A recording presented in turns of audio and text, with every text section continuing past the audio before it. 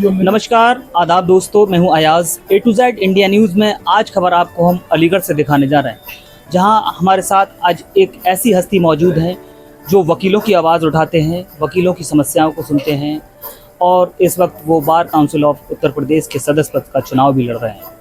वो शख्सियत है मेरे साथ सुधीर कुमार शर्मा जी, एडवोकेट हैं जिनका संगठन है इंटरनेशनल एडवोकेट ऑर्गेनाइजेशन, जो अलीगढ़ में प्रैक्टिस भी करते हैं और सीनियर अधिवक्ता हैं। आइए उनसे बात करते हैं और उनसे जानते हैं। सबसे पहले सर, बहुत बहुत स्वागत है आपका। थैंक्स। क्या हाल है? स्वस्थ हूँ, अच्छा हूँ, बढ़िया हूँ, अधिवक्ता हित में लगा हुआ हूँ। देखा ये गया है आप बड़ा ही संघर्षशील हैं और अपने ऑर्गेनाइजेशन के साथ वकीलों की आवाज़ उठा रहे हैं। मेरठ से लेकर हापुड़, हापुड़ से लेकर के कासगंज, फिरोजाबाद, तमाम इलाहाबाद, जहाँ जहाँ आप ऑल ओवर इंडिया में संपर्क कर रहे हैं अधिवक्ताओं से। किस तरह की समस्याएं अधिवक्ताओं की होती हैं जो आपके सामने आ रही हैं?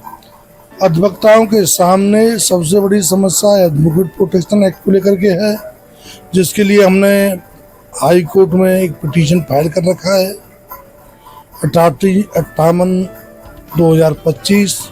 इसके अलावा अधिवक्ताओं की लीगली समस्या भी है, चैम्बर को लेकर समस्या है कि अधिवक्ता ज़्यादा है, चैम्बर कम है, तो सरकार को चैम्बर बनाने पर भी ध्यान देना चाहिए। अधिवक्ता को उनके पेयजल की व्यवस्था हो, उनके लिए पार्किंग की व्यवस्था हो, अधिवक्ताओं के लिए न्यायालय परिसर में रेलवे रिजर्वेशन की व्यवस्था हो और बैंकिंग की व्यवस्था हो। यानी अधिवक्ताओं को सब कुछ उनकी कोर्ट परिसर में मिले, जिससे अधिवक्ताओं को कहीं भटकना ना पड़े।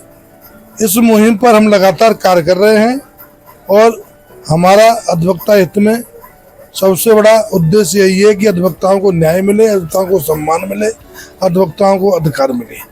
अधिवक्ता सम्मान का ही भूखा होता है और अधिवक्ता एक अपनी जो परिधि है, जो केंद्र है, उसी में काम करता है, क्योंकि मूलभूत सुविधाओं के लिए जैसे बैंकिंग की सुविधा है, पेयजल की सुविधा है, बैठने की सुविधा है, यानी कि जो मूलभूत सुविधाएं अधिवक्ताओं के जो होती हैं उसके लिए तमाम आवाज़ उठाते रहे हैं। और इसी के तहत एक हाईकोर्ट में रिट फाइल की गई है अधिवक्ता प्रोटेक्शन एक्ट के लिए, जिसकी जानकारी दे रहे हैं और भी जानकारी लेते हैं। अभी तक आपने जो संपर्क किया है, कहाँ कहाँ आपने संपर्क किया है?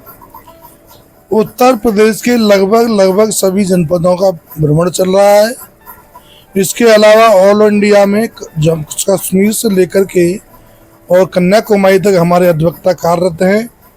हम अधिवक्ता हित के साथ साथ अपने पत्रकार भाइयों को भी फ्री लीगल सहायता भी उपलब्ध करा रहे हैं और अधिवक्ता हित में हमारे अधिवक्ताओं की जो भी समस्या है उनके समाधान करने के लिए हमने अपने संगठन से टोल फ्री नंबर जारी कर रखा है कि जिस भाई की कोई भी समस्या है वो टोल फ्री नंबर पे कॉल करके उसका समाधान प्राप्त करे।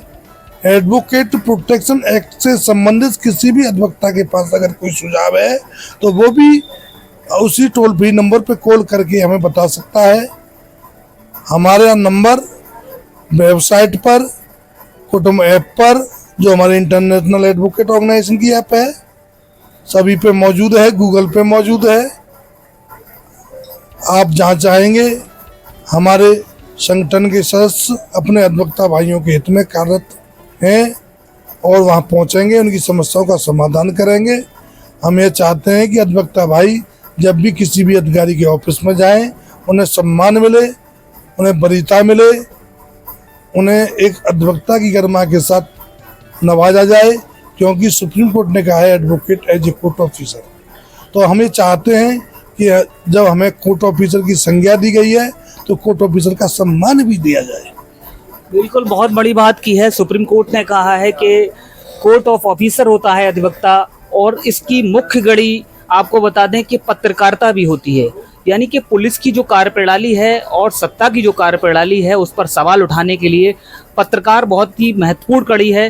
देखा यह गया है कि पुलिस के द्वारा पत्रकारों का भी उत्पीड़न किया जाता है, जिसके लिए इंटरनेशनल एडवोकेट ऑर्गेनाइजेशन निःशुल्क उनके मुकदमों को लड़ने के लिए तैयार है, जिसके लिए टोल फ्री नंबर भी जारी किया गया है। देखा यह गया है कि जो युवा अधिवक्ता होते हैं उनका फीडबैक नहीं होता है, तमाम जिद्दोजहद करना होती है, स्ट्रगल करना होता है, आर्थिक रूप से कमज़ोर होते हैं, तो उनकी तमाम समस्याएं होती हैं।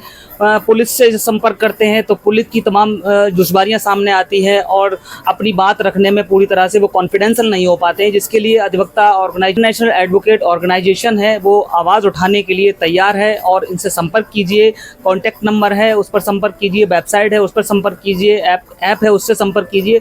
तो हमारे साथ राष्ट्रीय अध्यक्ष सुधीर कुमार शर्मा जी हैं जो तमाम जानकारी आपको उपलब्ध करा रहे हैं। साथ ही आपको ये भी बता दें कि इस वक्त bar council of Uttar Pradesh के सदस्य पद का जो चुनाव के लिए संपर्क अभियान चल रहा है, उसी कड़ी में मेरे साथ राष्ट्रीय अध्यक्ष सुधीर कुमार शर्मा जी ने ये चुनाव लड़ने की ठाना है और अधिवक्ताओं से संपर्क भी पहले से भी करते रहे हैं और अब और ज़्यादा कर रहे हैं। तो bar council of Uttar Pradesh सदस्य चुनाव के लिए क्या कहना चाहेंगे? बार काउंसिल उत्तर प्रदेश में सदस्य पद का प्रत्याशी हूँ। मेरी सभी भाइयों से ये गुजारिश है कि किसी भी सदस्य का चुनाव करना है तो ये देख के करना है कि वो हमारे अधिवक्ता हित के लिए कर क्या रहा है। इंटरनेशनल एडवोकेट ऑर्गेनाइजेशन सदैव अधिवक्ता हित में तत्पर है और इंटरनेशनल एडवोकेट ऑर्गेनाइजेशन के सम्मानित पदाधिकारी सदस्यों ने मुझको प्रत्याशी के रूप में चुना है। मैं ये विश्वास दिलाता हूँ कि आपकी उम्मीदों पर हमेशा खरा उतरूँगा और अधिवक्ता हित में कार्य करूँगा। आप मेरा सहयोग करें। इसी के साथ मैं आपको ये बताना चाहता हूँ कि जहाँ भी जब भी जैसी भी ज़रूरत आपको मेरी होगी मैं आपके लिए तत्पर हूँ। मेरे मोबाइल 24 घंटे ऑन रहते हैं, किसी भी समय आप मुझसे कॉन्टैक्ट कर सकते हैं। आज मेरा भी यहाँ पर अचानक आना हुआ था और मैंने अध्यक्ष जी को कॉल किया तो अध्यक्ष जी ने तुरंत ही मुझसे संपर्क किया और जो काम था उसमें कहीं ना कहीं सहयोग किया। तो आपसे हम उम्मीद करते हैं। तत्पर हूँ, मेरे मोबाइल 24 घंटे ऑन रहते हैं, किसी भी समय आप मुझसे कॉन्टैक्ट कर सकते हैं।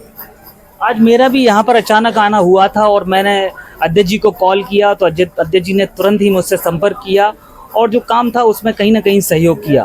तो आपसे हम उम्मीद करते हैं कि इंटरनेशनल एडवोकेट ऑर्गेनाइजेशन संगठन से जुड़िए और अपनी आवाज़ को मुखरता से रखिए, उसका होगा समाधान। क्योंकि अध्यक्ष जी बहुत ही संघर्षशील हैं, क्योंकि कश्मीर से कन्याकुमारी तक वकीलों की आवाज़ उठाने के लिए संगठन काम कर रहा है।